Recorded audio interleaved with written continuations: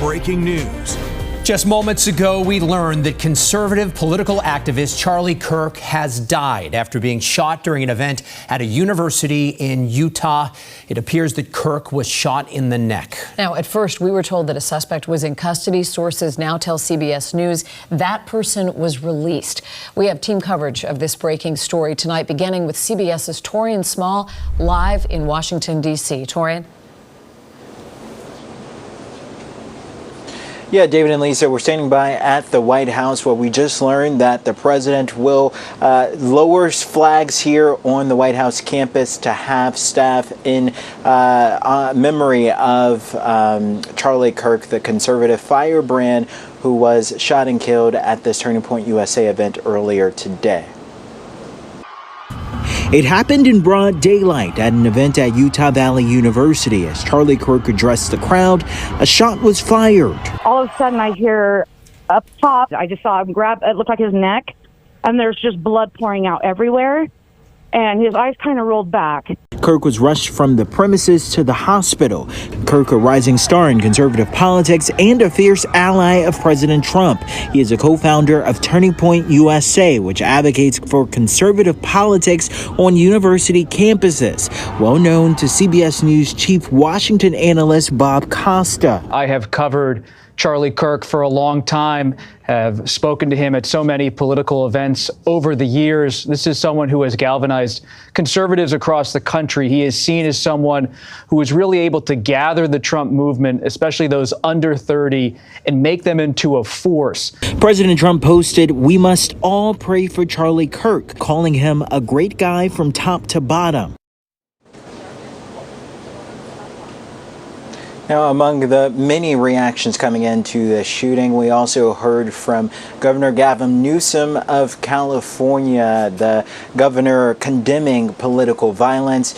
And I should also note the Democrat had Kirk on his podcast earlier this year. This is a death that's sending shockwaves throughout the political sphere, and one that we will continue to watch here from Washington. David and Nikki.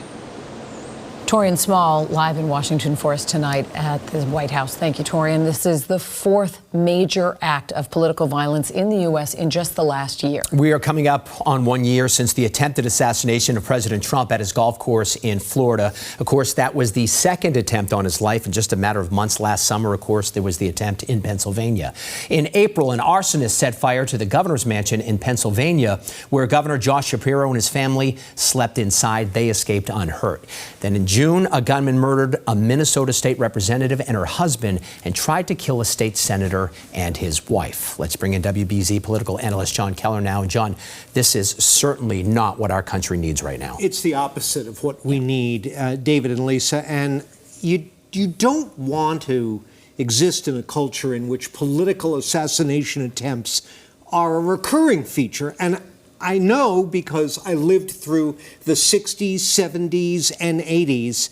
And as you know, there was a litany of horror. President Kennedy assassinated in 1963. Malcolm X murdered in 65. Martin Luther King Jr. and Bobby Kennedy in 68. George Wallace in 1972, although he survived, as did Gerald Ford in 75, the victim of two shootings, and President Reagan in 1981. And of course, the two attempts on President Trump's life last year. This kind of violent extremism does terrible damage to our political culture, and it promotes demoralization and despair. And I think this appalling attack on Kirk is especially grotesque because he was engaged in an activity we like to think is a cornerstone of democracy, open debate among people with different political views. It's shocking, but in a way, not surprising. Well, that's just it. I think that this is still really sinking in for people, despite the vitriol and the rhetoric that we hear so much.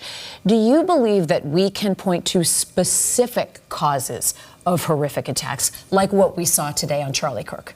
Well, I mean, hopefully we'll learn more from the investigators. In a situation like this, facts are very much preferable to the rumor mill, but You will no doubt be hearing a lot of talk about the vulgarity and polarization of our political culture in recent years and the role that social media and some political figures have played in it. But keep in mind, all of those murders and attempted murders I cited from years gone by were in the pre-internet period.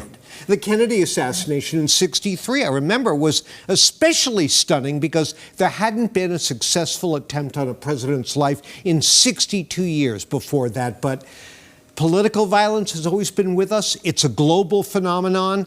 I don't doubt that it can be and is inflamed by rhetoric and the grievance politics that's so popular these days. Charlie Kirk was no stranger to that kind of thing, but this is a moment that calls for social and political introspection, not the blame game. It's a great point you make about the internet, because the first thing I thought of is, well, everyone's always yelling at each other online, and that's a big part of it. But boy, this has happened a lot in the past. Nothing new about it, I'm sorry to say. Part of our history. John Keller, thank you. Appreciate it. Now, President Trump posted a tribute to Kirk, writing on Truth Social, "No one understood or had the heart of the youth in the United States of America better than Charlie. He was loved and admired by all, especially me, and now he is no longer with us." Democratic California Governor Gavin Newsom wrote, "The attack on Charlie Kirk is disgusting, vile, and reprehensible. In the United States of America, we must reject political violence in every form." Senator Elizabeth Warren posted this on X. "This shooting is nothing short of horrific.